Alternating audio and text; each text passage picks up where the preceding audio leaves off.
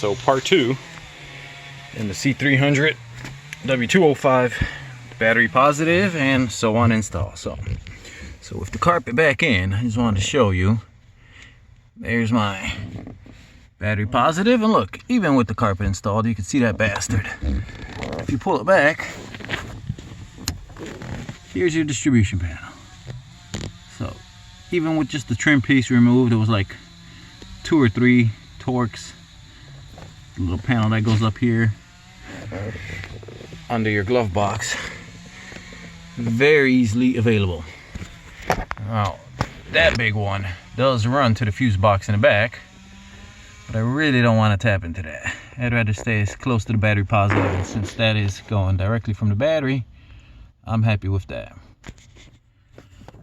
So I just put this guy back. So cable's been run. Conveniently, Mercedes offers you all these little channels in there. Trim pieces removed. One note I would make to people is there is a ground lug right here. Make sure you get your cable under there, because as you're tugging on it, it might pierce on that little screw, and you don't want that short. So you can see my cable almost tucked about 2 or 3 inches way below that. And then further on over here, there's a channel. It's very hard to see, but there's a channel. And so on. And here's another channel. I actually have the cover open, but there's another channel, so your cable will always run protected pretty much with factory wiring. Runs into this channel. Back seats are removed for this install, and then comes out there, and we're almost at the trunk. I did want to show that with this pillar trim piece removed, which is very simple, no tools needed, I just popped it off with my fingers. You can see right here there are 2 twisted cables.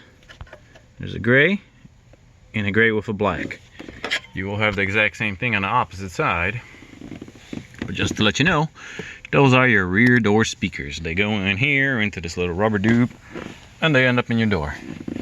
So that is where I will be sourcing my speaker signal. Both sides. I will be going to that side, so I will have a left and a right instead of just a left for both channels. I am running 2 8-inch speakers in the trunk, so I will be soldering my connections, but just wanted to give everybody a little heads up. Use the little factory channels. The little covers aren't hard. I gotta roll the seat forward to close it, but there's little tabs. Literally just pry up on it lightly. This one I didn't even pry up on.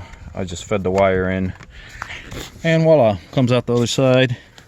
I probably won't be removing the whole back seat completely, because just by folding it down I will be able to make it in there. So I should probably give you a part 3 just to give somebody some pointers if they're looking to do the same thing.